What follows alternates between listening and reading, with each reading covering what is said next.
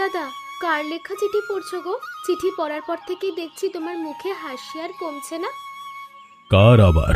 সুরেশের চিঠি পড়লাম। সুরেশ শীঘ্রই দেশে আসবে, এই তো কাল বা পরশুর মধ্যেই চলে আসতে পারে। কি যে সারাদিন সুরেশ সুরেশ করো বুঝি না বাপু। এই ছেলে তোমাদের দেবেটা কি শুনি? ও তো তোমাদের বংশের রক্তও নয়। ছেলে হওয়ার জন্য রক্তের প্রয়োজন হয় না গীতা, আত্মার প্রয়োজন হয়, আর সেটা আমাদের সাথে সুরেশের আছে। এই যে এত বড়াই করছো, সুরেশ ছিল এতকাল বিদেশে, ও এখন নিজে শিক্ষিত হয়েছে, নিজের টাকা পয়সা হয়েছে, এখন তোমাদেরও গুনবে নাকি? না গুনলে নেই, আমার কি টাকা পয়সার অভাব পড়েছে? তবু যখন আরো মৃত্যু হবে আর ওই সুরেশ তোমাদেরকে লাঠি ঝাঁটা মেরে এই বাড়ি থেকে বের করবে, তখন বুঝবে মজা। বলি, সকাল সকাল সুরেশের নামে কান না ভাঙালে তোর হয় না, তাই না? যদি সুরেশ কিছু করে সেটা আমাদের সাথে করবে, তোর সমস্যা কোথায়? হ্যাঁ, দাদার ভালো করতে গেছি তো এখন দাদার কাছেই খারাপ হয়ে গেছি। তোমরা কখনো ভালোটা বুঝতেই পারবে না। আমাদের এত ভালো বুঝতে হবে না রে, আমরা আমাদের ভালোটা ঠিক বুঝি। তুই যা, যা তো, যা এখান থেকে, আমার চোখের সামনে থেকে যা তুই।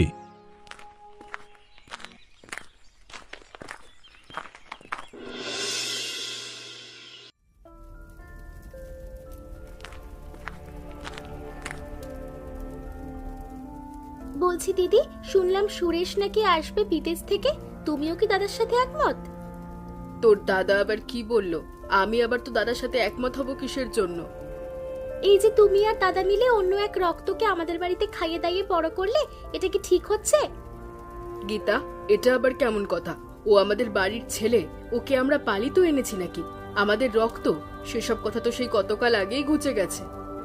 দেখো দিদি, ও তোমাদের পালিত সন্তান বলে তোমরা এসব কথা ভুলে যেতে পারো, আমরা বা গ্রামের মানুষজন তো ভুলে যায়নি।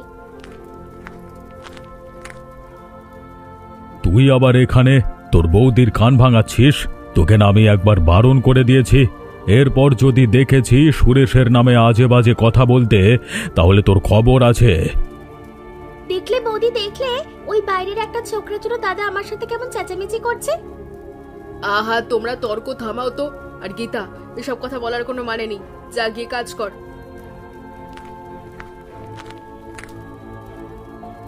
দেখো, ওদের কথায় তুমি একদম কান দেবে না। সুরেশ আমাদের সন্তান, এটাই সুরেশের আসল পরিচয়। বাজার থেকে মোরগ পোলাও রান্নার সমস্ত কিছু আনিয়েছি। এত তাড়াতাড়ি আড়ালে কেন? সুরেশ তো আসছে, এখনো ঢের দেরি। তাতে কি হয়েছে? সুরেশ আসলে যেন খাবারের কোনো কমতি না পড়ে, যা লাগবে আমি এনে দেব। তোমার হাতের মোরগ পোলাও সুরেশ কিন্তু বেশ ভালোবাসে, মনে রেখো।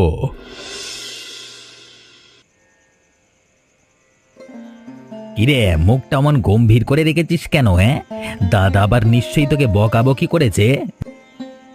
এ ছাড়া দাদার কি আর কোনো কাজ আছে নাকি? যখনই ওই ছোকরাটাকে নিয়ে কথা বলতে চাই, তখনই দাদা আমাকে বকে। তাহলে তুই দাদার সামনে ওর কথা বলতে যাস কেন? জানিস তো দাদা ওসব পছন্দ করে না। তাহলে কি করব? এছাড়া আর কোনো উপায় আছে? ওই বাইরের ছেলেটা আমাদের সব সম্পত্তি হাতিয়ে নেবে, এটা কি মানা যায় নাকি? ঠিক কথাই বলেছিস।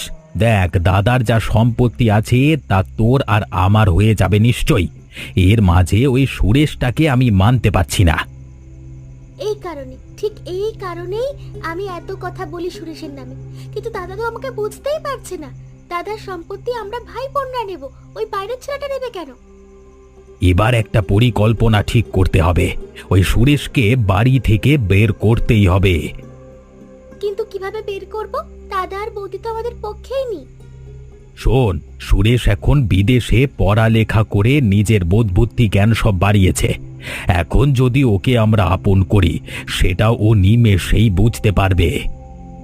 তাহলে কি ও বাড়ি থেকে বের হয়ে যাবে? যেতে পারে, সঠিক তো জানি না, তবে একটা চেষ্টা করে দেখতেই পারি। ঠিক আছে, তাহলে ও যেদিন আসবে সেদিন থেকেই আমি শুরু করব। ও কিভাবে এই বাড়িতে থাকতে পারে আমিও দেখব।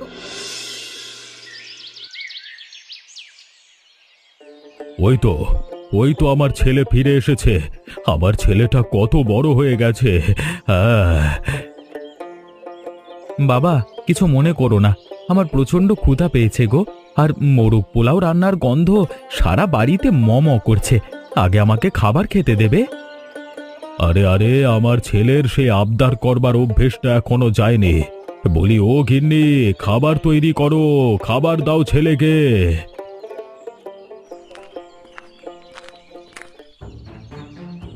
বলে চলে এসেছিস দাদার অন্ন ধ্বংস করতে? এসব কি বলছো পিসি? এসব বলবো না তো কিসব বলবো রে? তোর মাথায় কোনো কাণ্ডজ্ঞান নেই? তোকে এত বড় করেছে, এখনো ওই বাড়িতে পড়ে আছিস? এটা তো আমার বাড়ি। আমার বাড়ি ছেড়ে আমি কোথায় যাব? তোর বাড়ি মানে? এটা তোর বাড়ি হলো কবে থেকে রে? তোকে যে অনাথ অবস্থায় এত ভালো মন্দ খাইয়ে বিদেশে পড়ালেখা করিয়ে বড় করেছে, এটাই তো তার কপাল। গীতা, রমেশ, এসব কি হচ্ছে কি? আমার ছেলেটা মাত্র এসেছে আর তোরা আবার শুরু করে দিয়েছিস। আবার শুরু করে দিয়েছে মানে? তাহলে আমাকে নিয়ে পিসি আর কাকু সব সময় তোমাদের কথা শোনায়? শুধু আমরা কেন, গ্রামের সবাই তো কথা শোনে। তোর কি উচিত নয় এই বাড়ি ছেড়ে চলে যাওয়া? এখন আমরা তোকে আর এই বাড়িতে দেখতে চাই না। এটা আমার বাড়ি। আমার বাড়িতে আমার সন্তান থাকবে কি থাকবে না সেটা আমি বুঝবো। অনেক হয়েছে দাদা, আমার সন্তান করো না তো। এসব এখন আর ভালো শোনায় না। সুরেশ, তোকে যা বলেছি তোর কানে ঢুকেছে? বাবা, আমাকে ক্ষমা করো। আমি এত অপমান সহ্য করে এ বাড়িতে আর থাকতে পারবো না। কি বলছিস তুই? তুই সবে এসেছিস আর এখনই চলে যাবি কোথায়? মাত্র আসবার পর থেকে যত অপমান করেছে, এরপর এই বাড়িতে থাকলে কত অপমান সহ্য করতে হবে তা আমি বুঝে গেছি। তুমি মাকে বলো, যদি ভাগ্যে থাকে তাহলে আমাদের আবার দেখা হবে। সুরেশ, সুরেশ, আমার একটা কথা শোন বাবা। যাস না, তুই যাস না। সুরেশ, তুই কোথায় যাচ্ছিস? কোথায় যাচ্ছিস তুই? ওগো, তুমি সুরেশকে আটকাও। আমার সুরেশকে আমার কাছে এনে দাও।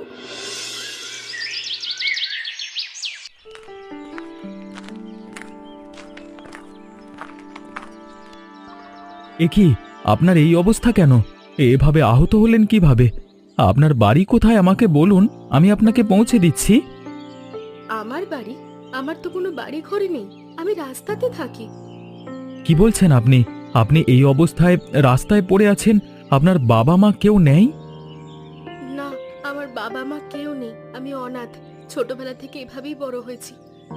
কিন্তু আপনি এই অবস্থায় রাস্তায় থাকলে আপনার তো আরো বেশি ক্ষতি হবে।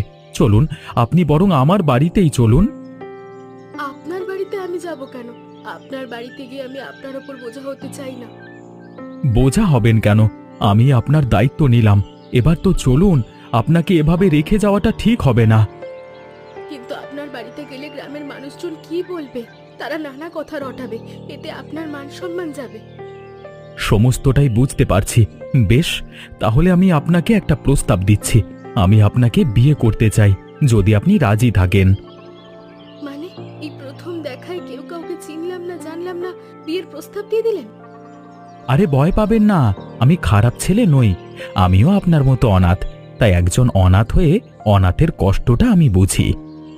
কিন্তু আপনি তো আমাকে চেনেন না। আর চিনতে হবে না, এত চিনে কি হবে?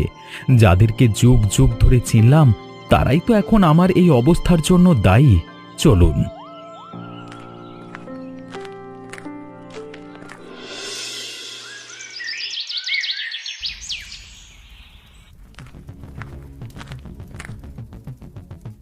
কি হলো? আর কতক্ষণ লাগবে রান্না করতে? আমরা খাবো না নাকি? গীতা, তুই এখান থেকে যা। তোকে আমার দেখতে একদম ইচ্ছে করছে না। দিন দিন একটা অমানুষ হচ্ছিস। কি? আমাকে অমানুষ বলছো?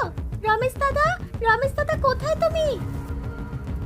কিরে, এভাবে ডাকাডাকি করছিস কেন? কি হয়েছে কি? এখন সময় এসেছে সবাইকে বলে দে, এই সমস্ত সম্পত্তি আমাদের নামে আছে, আর কেউ আমাদের সাথে খারাপ ব্যবহার করলে তাকে আমরা সোজা বাড়ি থেকে বের করে দেব। কি কি বললি তোরা? এই সমস্ত সম্পত্তি তোদের নামে? মানে তোদের নামে কে করে দিল?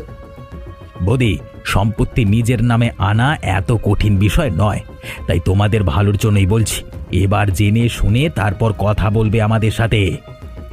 আর আজ থেকে থেকে এই বাড়ির সব কাজকর্ম তোমরা দুজন করবে। এই বাড়ির কাজের লোক হয়ে থাকতে পারলে তোমরা থাকবে, তাহলে ঘাট ধাক্কা দিয়ে বাড়ি থেকে বের করে দেবো। চলো দাদা।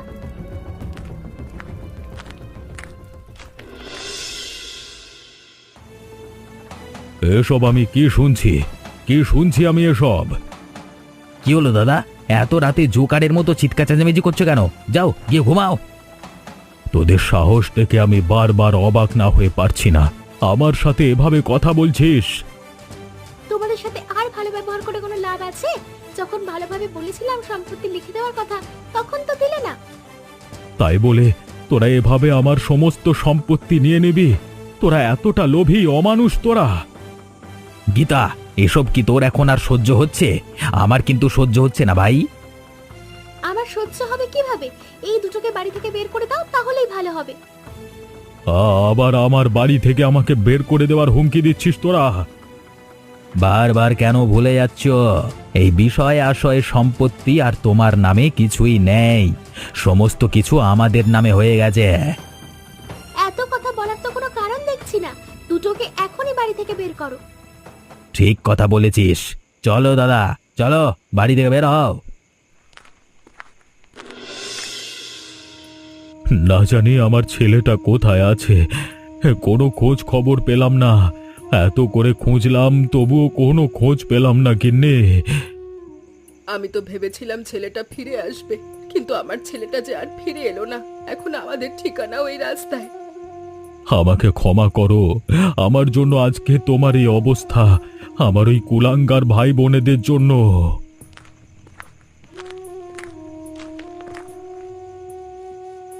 আরে আপনারা কারা? এভাবে রাস্তার মধ্যে বসে কান্নাকাটি করছেন কেন? আপনাদের তো এদিকে আগে কখনো দেখিনি। আমরা এক হতভাগা বাপ মা, যারা তার সন্তানকে আগলে রাখতে পারেনি। এখন আমাদের ঠিকানা ওই রাস্তায়। আহারে, আপনাদের যাওয়ার বুঝি কোনো জায়গা নেই? না মা, আমাদের যাওয়ার কোনো জায়গা নেই। আপনারা বরং আমার সাথে চলুন।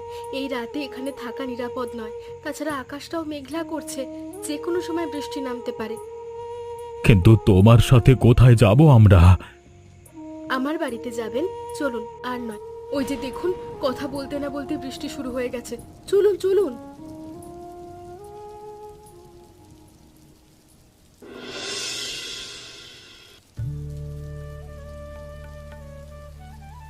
কি হলো মা? কি রান্না করছো তুমি? রান্না করতে পারছো না বুঝি? আসলে আমার স্বামী আজকে মোরগ পোলাও খেতে চেয়েছে, কিন্তু আমি তো ছোটবেলা থেকেই পথে বড় হয়েছি, আমি এসব কিছু রান্না জানি না। কি বলো, তোমার মা বাবা নেই? ছোটবেলা থেকে তুমি পথেই বড় হয়েছো? হ্যাঁ কাকিমা, আমি জানিও না আমার মা বাবা কে। যাই হোক, আপনি আমাকে একটু দেখিয়ে দিতে পারবেন? তাহলে আমি রান্নাটা সেরে ফেলতে পারবো। আরে তুমি বরং আমাকে দাও, আমি ভালো রান্না করতে পারি। আশা করি তোমার স্বামীর ভালো লাগবে। কিন্তু আপনি তো আমার বাড়ির অতিথি, আপনাকে দিয়ে আমি কাজ কি করে করাই বলুন তো? তাতে কি হয়েছে? অতিথি বলে কি মানুষ নই? আমি তো তোমাকে মেয়ের মতোই মনে করি। মনে করো তোমার মাই তোমাকে রান্না শিখিয়ে দিচ্ছে, এরপর আর সমস্যা হবে না। ঠিক আছে, আপনি শিখিয়ে দিন।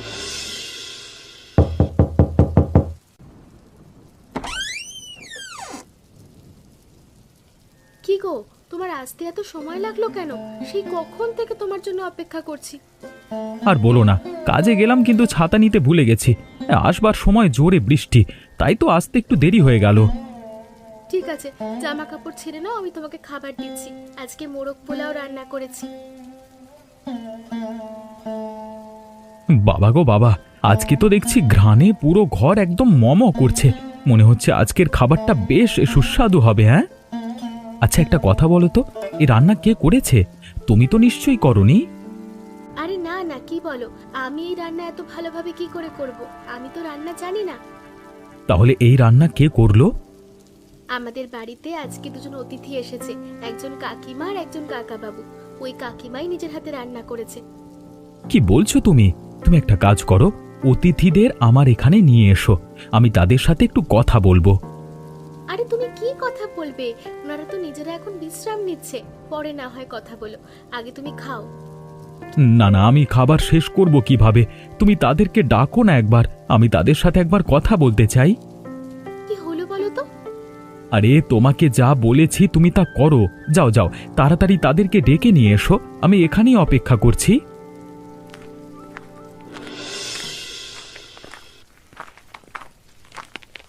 আমি জানতাম এই রান্না আমার মায়ের হাতের ছাড়া অন্য কারোর হাতের হতেই পারে না। আমি জানতাম। বাবা, বাবা তুই এখানে? আমি তোকে কত খুঁজেছি, কত জায়গায় খুঁজেছি, তবুও তোকে পেলাম না। আমি তোমাদেরকে বলেছিলাম না, যদি ভাগ্যে থাকে তাহলে তোমাদের সাথে আবার দেখা হবে। কিন্তু তুই এখানে থাকিস, আমরা তো জানতাম না। আমরা না জেনেই এখানে চলে এসেছি। তাতে কি হয়েছে বাবা? আমার বাড়ি আর তোমার বাড়ি কি আলাদা? মনে করবে তুমি তোমার বাড়িতে এসেছো। না রে না, তা তো হয় না। আমি আমার বাড়িতে তোকে আগলে রাখতে পারিনি, জায়গা দিতে পারিনি। আর আমরা এখন অসহায় হওয়ার পর তোর বাড়িতে থাকবো? কেন? তোমরা আমাকে পালিত এনেছিলে বুড়ো বয়সে ভরসা করবার জন্য, আর তোমরা এখন আমাকে ভরসা করতে পারছো না। আমি তো কিছুই বুঝতে পারছি না। তার মানে এই কাকাবাবু আর কাকিমা তোমার মা বাবা? হ্যাঁ কবিতা, এনারাই আমার বাবা মা। তোমাকে অনেক অনেক ধন্যবাদ যে তুমি তাদেরকে আবার আমার কাছে এনে দিয়েছো। এই বুঝি আমার বৌমা? আমার বৌমা যে কি ভালো, আমি কি বলবো। ওই রাস্তায় পড়েছিলাম, কত মানুষ এলো গেল, কেউ ফিরে তাকালো না, কিন্তু এই বৌমা। আমি অনেক খুশি হয়েছি মা। ছোটবেলা থেকে মা বাবা কেমন হয় তা জানি না, আজকে আপনাদের দেখে মনে হলো সত্যিকারের মা বাবা খুঁজে পেয়েছি।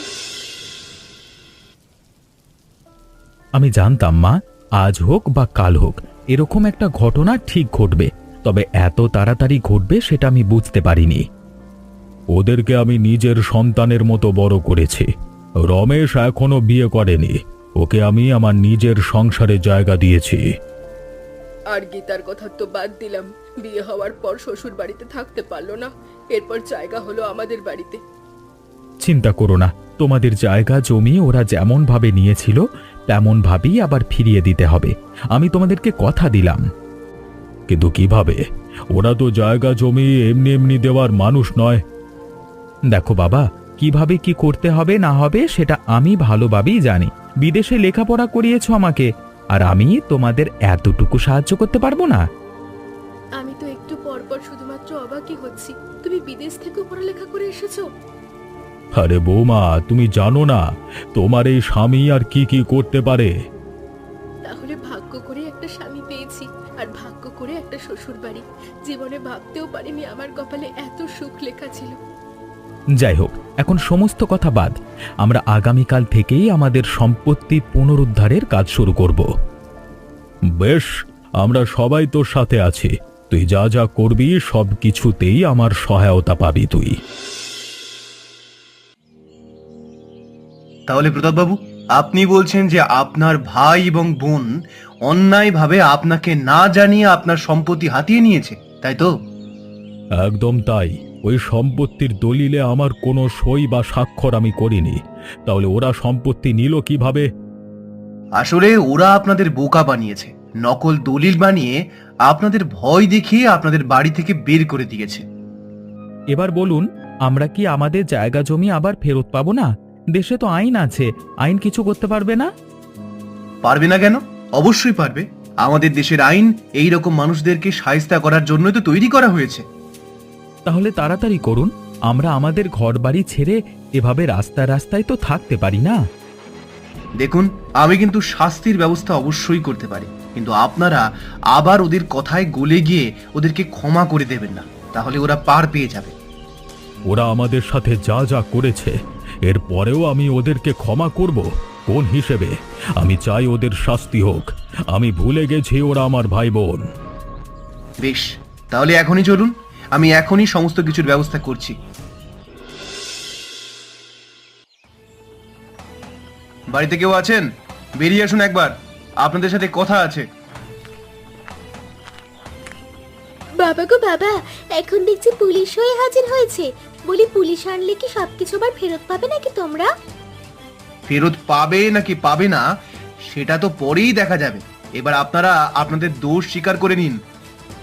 দোষ? কিসের দোষ আবার? আমরা কোনো দোষ করিনি। দাদা নিজের হাতে সমস্ত কিছু আমাদেরকে লিখে দিয়েছে।